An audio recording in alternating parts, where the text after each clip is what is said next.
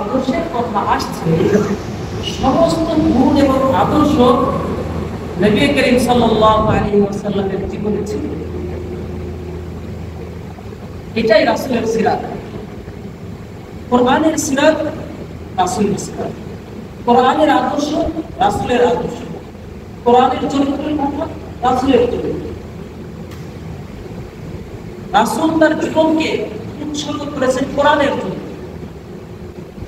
এটাই হলো রাসূলের চরিত্র। আর কোরআন এমন একটি পুস্তক, এমন একটি বই, এমন একটি গ্রন্থ, যার মধ্যে দুনিয়ার যত কিছু আছে সব কিছু আলোচনা কোরআনের মধ্যে আছে। এটা আমি আপনি বলিনি, কোরআনের মধ্যে স্বয়ং আল্লাহ তাআলা নিজেই বলে দিয়েছেন। আল্লাহু তাআলা ফি কালামিহিল মাজিদ ওয়ালা রাব্বিন ওয়ালা ইয়াবিসিন ইল্লা ফি কিতাবিন মুবিন। কোরআনের মধ্যে ছোট থেকে ছোট, বড় থেকে বড়, ভেজা শূন্য দুনিয়ার সমস্ত বিষয়ে কোরআনের মধ্যে লিপিবদ্ধ করা আছে। সুবহানাল্লাহ, সুবহানাল্লাহ। কিন্তু কথা হলো, কোরআনের মধ্যে পরিপূর্ণ বিষয় কি বিস্তারিত রূপে আছে নাকি নাই? আমরা কোরআন পড়লে, কোরআনের ব্যাখ্যা তাফসীর পড়লে আমরা জানতে পারি কোরআনের মধ্যে পরিপূর্ণ ব্যাখ্যা, পরিপূর্ণ বিস্তারিত রূপে কোরআনের মধ্যে নেই। যার কারণে নবী করিম সাল্লাল্লাহু আলাইহি ওয়াসাল্লাম সাহাবাদেরকে শিক্ষা দান করেছেন কোরআনের ব্যাখ্যা রূপে। কোরআনের মধ্যে আছে ফাসাল্লি লিরাব্বিকা ওয়ানহার, যে তোমরা তোমার প্রভুর জন্য নামাজ পড়ো, কুরবানি দাও। নামাজ কিভাবে পড়তে হবে? নামাজের রুকুর মধ্যে কোন তাসবিহ পাঠ করতে হবে, সাজদার মধ্যে কোন তাসবিহ পাঠ করতে হবে, বৈঠকে কি তাসবিহ পাঠ করতে হবে, কি পড়তে হবে, কিরাত কত পরিমাণ পড়তে হবে, কোন পর্যন্ত পড়া নিষেধ, কোন কিভাবে পড়লে মাকরুহ হবে, এইগুলো কিন্তু কোরআনের মধ্যে বিস্তারিত ভাবে আলোচনা নেই। কিন্তু নবী করিম সাল্লাল্লাহু আলাইহি ওয়াসাল্লাম নামাজ কিভাবে পড়তে হবে সেই শিক্ষা নবী করিম সাল্লাল্লাহু আলাইহি ওয়াসাল্লাম দিয়েছেন। আমাদেরকে উম্মতে মুহাম্মাদীকে জাতির সামনে নবী করিম সাল্লাল্লাহু আলাইহি ওয়াসাল্লাম হাদিসের মধ্যে বলেছেন, قال النبي صلى الله عليه وسلم صلوا كما رأيتموني أصلي رواه البخاري। বুখারী riwayat-এর মধ্যে হাদিস আসছে, নবী করিম সাল্লাল্লাহু আলাইহি ওয়াসাল্লাম বলেছেন, তোমরা আমাকে যেভাবে নামাজ পড়তে দেখো অনুরূপ ভাবে তোমরা নামাজ পড়ো। নামাজ বিস্তারিত ভাবে সাহাবাদেরকে শিক্ষা দিয়েছেন, এমনকি কাতারে দাঁড় করিয়ে কাতার কিভাবে সোজা করতে হয়, হাত কিভাবে উঠাতে হয়, কিভাবে নামাজ পড়লে মাকরুহ হয়, কোন কোন বিষয়গুলো নামাজের মধ্যে ফরজ, না করলে নামাজ ছুটে যাবে, কিভাবে নামাজ পড়লে, নামাজের ভিতরে কাজ করলে সাজদায়ে সাহু ওয়াজিব হয়, সব বিস্তারিত কোরআনের মধ্যে নেই, কিন্তু হাদিসের মধ্যে সেগুলো শিক্ষা দেওয়া হয়েছে। অনুরূপভাবে আমরা কুরবানি পালন করি, কুরবানির বিস্তারিত রূপ আমাদের কোরআনের মধ্যে বিস্তারিত ভাবে আলোচনা সংক্ষিপ্তভাবে আছে। তখন নবী করিম সাল্লাল্লাহু আলাইহি ওয়াসাল্লাম জাতিকে শিক্ষা দেওয়ার উদ্দেশ্যে বলেছেন, খুযু আন্নী মানাসিকাকুম। রাওয়াহু মুসলিম। মুসলিম শরীফের riwayat আছে, নবী করিম সাল্লাল্লাহু আলাইহি ওয়াসাল্লাম জাতিকে বলেছেন, তোমরা আমার থেকে কোরআনের যে বিস্তারিত রূপ নাই সেটা তোমরা আমার কাছ থেকে শিখে নাও, কুরবানির বিধান কি সেটা আমার কাছ থেকে জেনে নাও। নবী করিম সাল্লাল্লাহু আলাইহি ওয়াসাল্লামের পূর্ণাঙ্গ জীবন ব্যবস্থা কোরআন অনুযায়ী, কোরআনের সিরাত অনুযায়ী, তার সিরাত কোরআনের সিরাত। নবী করিম সাল্লাল্লাহু আলাইহি ওয়াসাল্লাম তার জীবন এমন ছিল, জীবনের শুরু লগ্ন থেকে নিয়ে শেষ পর্যন্ত একটা মানুষের জীবনে যাকে আদর্শ হিসাবে গ্রহণ করতে হয়, এমন একজন ব্যক্তি আমাদের রয়েছে। রাসূলের জীবনে ছোটকাল থেকে শুরু করে বালেগ হওয়ার পরেও এবং শেষ বয়সে পরিণত হওয়া পর্যন্ত নবী করিম সাল্লাল্লাহু আলাইহি ওয়াসাল্লাম কখনোই গোনাহ করেননি। রাসূল ছিলেন মাসুম, রাসূল ছিলেন নিষ্পাপ। রাসূল ছোটকাল থেকে গুনাহমুক্ত থেকেছেন, এটা রাসূল সাল্লাল্লাহু আলাইহি ওয়াসাল্লামের জীবনের একটা উল্লেখযোগ্য বৈশিষ্ট্য। রাসূল পাক সাল্লাল্লাহু আলাইহি ওয়াসাল্লাম যখন ছোট ছিলেন, এরকম 9-10 বছর হয়েছিল, তখন আবু তালেব তাকে কাজের উদ্দেশ্যে বিভিন্ন জায়গায় নিয়ে যেতেন, কাজ করাতেন, কাজ শিখাতেন। যেহেতু রাসূল ছিলেন এতিম সন্তান, একবার নবী করিম সাল্লাল্লাহু আলাইহি ওয়াসাল্লামের মাথার উপরে ছোট একটা বোঝা রাসূলের মাথায় দেওয়া হয়েছে। দেওয়ার পরে রাসূলের যে লুঙ্গি, ওই লুঙ্গি মাথায় হাত রাখার কারণে লুঙ্গি কেবলই খোলার উপক্রম হয়েছিল, নাভি তুলে যাওয়া অবস্থায় হয়েছিল। রাসূল সাল্লাল্লাহু আলাইহি ওয়াসাল্লাম সাথে সাথে বেহুশ হয়ে গেছে। এটাই ছিল রাসূলের একটা লজ্জার ক্ষেত্রে সবচেয়ে শ্রেষ্ঠ মানব হিসাবে রাসূল। রাষ্ট্র ব্যবস্থার ক্ষেত্রে রাসূল সাল্লাল্লাহু আলাইহি ওয়াসাল্লাম সর্বশ্রেষ্ঠ মানব হিসাবে ছিলেন, সর্বশ্রেষ্ঠ রাষ্ট্রনায়ক ছিলেন। সামাজিক ব্যবস্থার ক্ষেত্রে রাসূল ছিলেন সবচেয়ে শ্রেষ্ঠ মানুষ। পারিবারিক জীবনের ক্ষেত্রে, সাংসারিক জীবনের ক্ষেত্রে রাসূল সাল্লাল্লাহু আলাইহি ওয়াসাল্লাম ছিলেন একজন সফল পুরুষ। ভদ্রতা আখলাকের ক্ষেত্রে নবী করিম সাল্লাল্লাহু আলাইহি ওয়াসাল্লাম ছিলেন দুনিয়ার মধ্যে সবচেয়ে বেশি শ্রেষ্ঠ এবং ভদ্র মানুষ। একজন মুজাহিদ হিসাবে, জিহাদের ময়দানে সাহসী বীর হিসাবে রাসূল সাল্লাল্লাহু আলাইহি ওয়াসাল্লাম ছিলেন সবচেয়ে শ্রেষ্ঠ মুজাহিদ, সবচেয়ে বড় সৈনিক ছিলেন।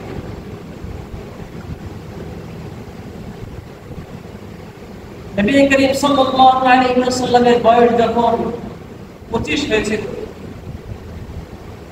তখনও ওই বাইতুল্লাহ কাবা শরীফে জাহিলিয়াতের জামানায় তারা উলঙ্গ অবস্থায় তাওয়াফ করত। রাসূল পাক সাল্লাল্লাহু আলাইহি ওয়াসাল্লামের কাছে জিজ্ঞাসা করা হয়েছিল, সবাই তাওয়াফ করে উলঙ্গ অবস্থায়, আপনি কেন তাওয়াফ করেন না? রাসূল পাক সাল্লাল্লাহু আলাইহি ওয়াসাল্লাম এর উত্তর সরাসরি সেভাবে দেয়নি। ছিল মানুষের মাঝে যেন ফিতনা ফাসাদ না সৃষ্টি হয় এবং বাইতুল্লাহ খানায় কাবার বিষয়ে আমি যেন কোনো বিরোধিতা আমার মধ্যে থেকে যেন না হয়। তারা আবার প্রশ্ন করলো, হে মুহাম্মদ, তুমি কি তোমার বাপ দাদা পূর্বপুরুষের ধর্মকে মিটিয়ে দিতে চাচ্ছ? তারাও তো উলঙ্গ অবস্থায় একেবারে সারা শরীর উলঙ্গ হয়ে তারাও তাওয়াফ করছে, তোমার কেন কি সমস্যা? নবী করিম সাল্লাল্লাহু আলাইহি ওয়াসাল্লাম উলঙ্গ অবস্থায় তোমার হলো তাপের মুখেও নবী করিম সাল্লাল্লাহু আলাইহি ওয়াসাল্লাম উলঙ্গ অবস্থায় তাওয়াফ করেননি। আর ওই জাহিলিয়াতের জামানায় তাদের এতই খারাপ ধারণা ছিল যে তারা বলতো, আমরা যে পোশাক পরিধান করি এই পোশাকে অনেক ধরনের গুনাহের কাজ হয়ে থাকে, অনেক কাজ হতে পারে, এই জন্য এই গুনাহের পোশাক নিয়ে আল্লাহর সামনে আমরা দাঁড়াতে আমাদেরকে লজ্জাবোধ হয়, এই জন্য আমরা উলঙ্গ অবস্থায় থাকি। এটা হলো তাদের বুজুর্গি, শয়তানি বুজুর্গি। কুকুরের পন্থায় তারা বুজুর্গি বলা হয়। কুকুর রাস্তার পাশে পেশাব করতে হলে তারা কুকুর এক পা খাড়া করে দেয় পেশাব করতে, কিন্তু বাথরুম করতে হলে আর তার প্রয়োজন হয় না। এবং একটু পরে দেখা যায় সে গলা পর্যন্ত পানিতে যে সে ডুবে আসে। কিন্তু ওই জামানার মানুষ এতই বেশি খারাপ ছিল, নিকৃষ্ট কুকুরের চেয়ে অনেক বেশি খারাপ ছিল। তাদের মধ্যে শিক্ষা ব্যবস্থা ছিল না, খুব খারাপই ছিল, জিনা ব্যভিচার ছিল, সব ধরনের অশ্লীল অহেতুক কাজ ওই জামানায় ছিল। রাসূল পাক সাল্লাল্লাহু আলাইহি ওয়াসাল্লামের শুরু থেকে, জীবনের শুরু দিক থেকে রাসূল সাল্লাল্লাহু আলাইহি ওয়াসাল্লাম একটা মানুষের পূর্ণ জীবন ব্যবস্থার আদর্শ ছিল, মডেল ছিল, আইডল ছিল। এখন কথা হলো, রাসূল যদি তাদের সাথেও মিশে চলতো, একসাথে মিত্তাল করে চলতো, তাহলে কি সমস্যা ছিল? তখন তারা বলতো, হে মুহাম্মদ, তুমি যে এত বড় বড় কথা বলো, তুমিও তো দেখছি এক সময় অমুক অবস্থায় চলাফেরা করছো, এই কথা বলার সুযোগ নেই।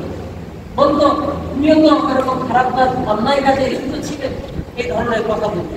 কিন্তু আল্লাহ তাআলার মানসা, আল্লাহ তাআলার ইচ্ছা ছিল রাসূলের জীবন প্রত্যেকটা মানুষের জীবন থেকে ভিন্ন।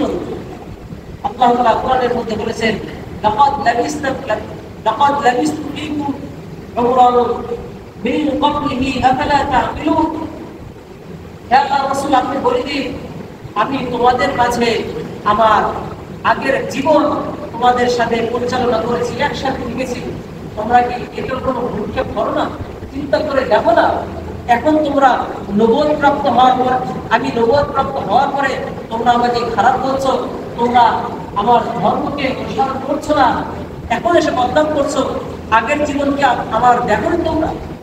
এটাই ছিল রাসূল সাল্লাল্লাহু আলাইহি ওয়াসাল্লাম তার জীবনকে জাতির সামনে চ্যালেঞ্জ করে দিয়েছেন যে হ্যাঁ, আমি ছোটকাল থেকে ভালো এবং সর্বশ্রেষ্ঠ মানুষ হিসাবে আল্লাহ তাআলা আমাকে প্রেরণ করেছেন, তাহলে আমাকে মানতে তোমাদের এত দ্বিধা কেন?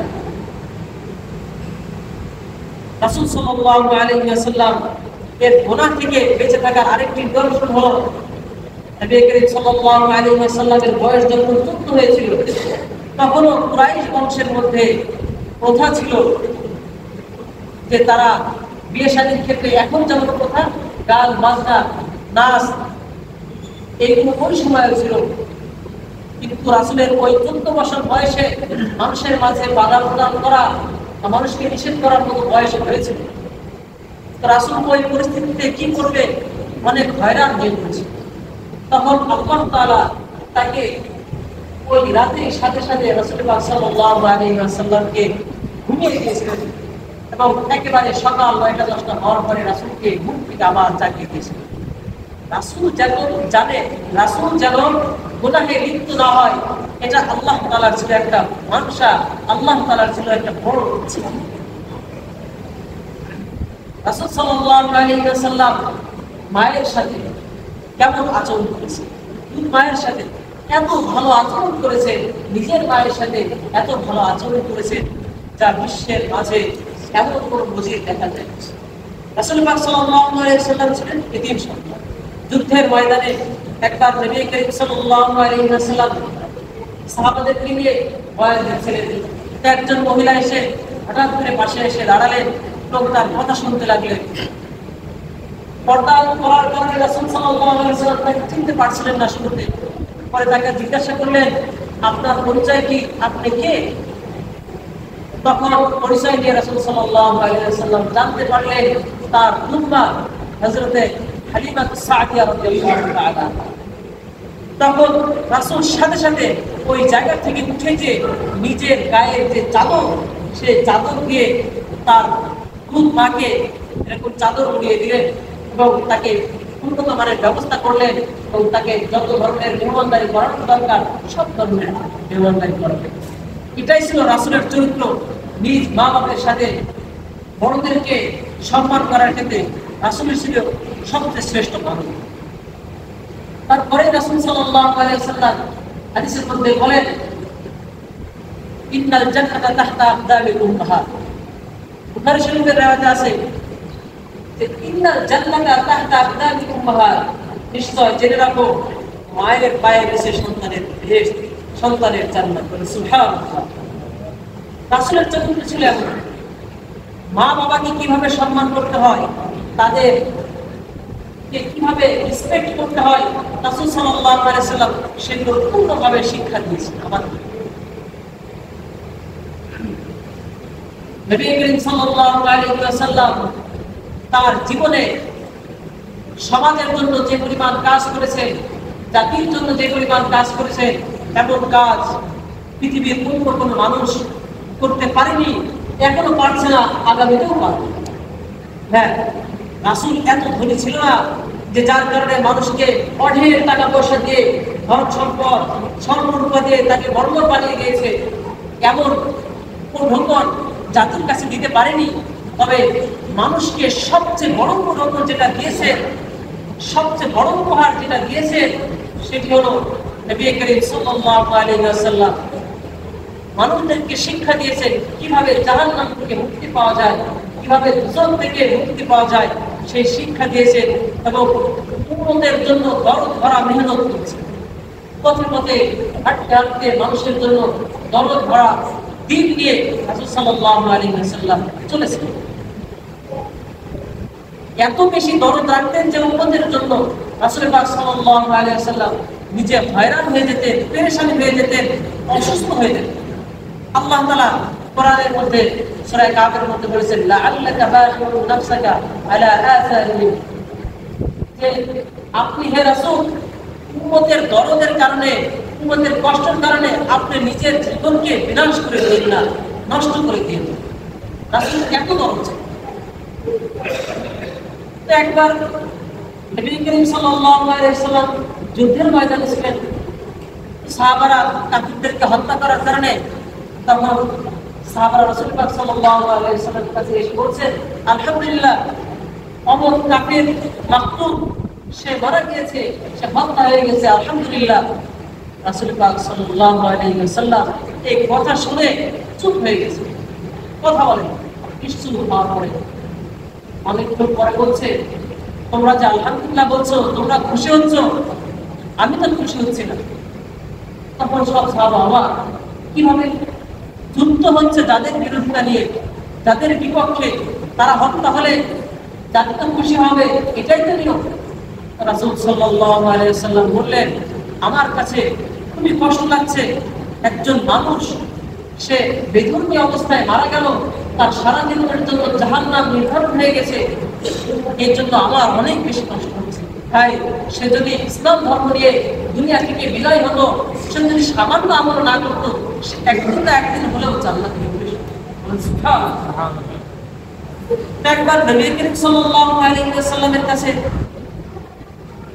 কিছু সাহাবারা হাদিস শুনছিলেন, শুনতে শুনতে নবী করিম সাল্লাল্লাহু আলাইহি ওয়াসাল্লাম বললেন, মান ক্বালা লা ইলাহা ইল্লাল্লাহ দাখালাল জান্নাহ, যে ব্যক্তি লা ইলাহা ইল্লাল্লাহ বলবে সে জান্নাতে প্রবেশ করবে। এই হাদিস শোনা মাত্রই সাহাবারা তো পরিপূর্ণ খুশিতে উৎফুল্ল হয়ে গেছে। কি ব্যাপার, খালি বললেই লা ইলাহা ইল্লাল্লাহ জান্নাতে প্রবেশ করবে?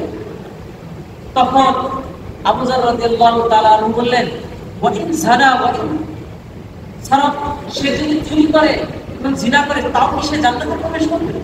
রাসূল বললেন, ওয়া ইন যানা ওয়া ইন সারাফ, সে যদি চুরি ব্যভিচারী করে তাও সে জান্নাতে যাবে। আবার জিজ্ঞাসা করলেন, ওয়া ইন যানা ওয়া ইন সারাফ, সে যদি চুরি করে ব্যভিচারী করে তাহলে কি সে জান্নাতে যাবে? রাসূল বললেন আবার, ওয়া ইন যানা ওয়া ইন সারাফ, সে চুরি করলেও জান্নাতে যাবে, জিনা করলেও সে জান্নাতে। এভাবে তিনবার জিজ্ঞাসা করলেন। আবু যর রাদিয়াল্লাহু তাআলা অবাক, এটা কোন ধরনের হাদিস যে সে জান্নাতে চলে যাবে? তাহলে এই নামাজ, কালাম, হজ, যাকাত এগুলো করে লাভ কি? বারবার জিজ্ঞাসা করার পরে নবী করিম সাল্লাল্লাহু আলাইহি ওয়াসাল্লাম বললেন, রাবিনা আলা আনকা আবি যর, আবু যরের নাক ধুলোয় দূষিত হোক, আমি যেটা বলছি সেটাই সঠিক। এটাই হলো রাসূলের শিক্ষা। রাসূল উম্মতের জন্য যখন কষ্ট ক্লেশের কথা ভাবতেন, আল্লাহর আয়াতের দিকে তাকাতেন, তখন ভাবতেন যে মানুষ কোনো না কোনো এক সময় ঈমান গ্রহণ করলে সে জান্নাতে যাবে। এই করলে রাসূল যখন মানুষকে সতর্ক করার উদ্দেশ্যে বয়ান করতেন, তখন রাসূল বলেছিলেন, লা ইয়াদখুলুল জান্নাতা মান কানা ফি কলবিহি যাররাতুম মিন কিবর, ওই ব্যক্তি কখনোই জান্নাতে প্রবেশ করবে না যার অন্তরে সামান্য ধর্মের অহংকার আছে, জান্নাত পরিবার অহংকার আছে। তাহলে কথা বিপরীত মনে হচ্ছে আমাদের কাছে? না, বিপরীত না। গুনাহ করলে জাহান্নামে যাবে, এটা ঠিক, কিন্তু ঈমান আনয়ন করার কারণে সে কোনো একদিন না কোনো একদিন অবশ্যই সে জান্নাতে প্রবেশ করবে। এটাই রাসূলের শিক্ষা। রাসূল উম্মতের জন্য শত দরদ দিয়ে চলতেন। এই দরদ, এটাই হলো রাসূলের সিরাত। এই ভালোবাসা উম্মতের জন্য এটাই রাসূলের সিরাত। মানুষ কেন নামাজ পড়ছে না, হজ করছে না, যাকাত দিচ্ছে না? এই জন্য রাসূল সাল্লাল্লাহু আলাইহি ওয়াসাল্লাম ভেঙে পড়তেন। কেন ইসলামকে তারা মানছে না, কেন কাফের অবস্থায় তারা মৃত্যুবরণ করছে? এই জন্য রাসূল ভেঙে পড়তেন, টেনশন করতেন। রাসূলের সিরাতকে এবং রাসূলের পূর্ণ জীবনকে আমাদের অনুসরণ করতে হবে। রাসূলের সিরাত পড়তে হবে, আলোচনা করতে হবে, কোরআনের ব্যাখ্যা করতে হবে, শুনতে হবে, তাফসীর শুনতে হবে, মনোযোগ দিয়ে শুনতে হবে। এটাই হলো রাসূলের সিরাতের আদর্শ এবং আমাদের শিক্ষণীয় বিষয় হলো রাসূলের প্রত্যেকটা বিষয়কে আমরা লক্ষ্য করব।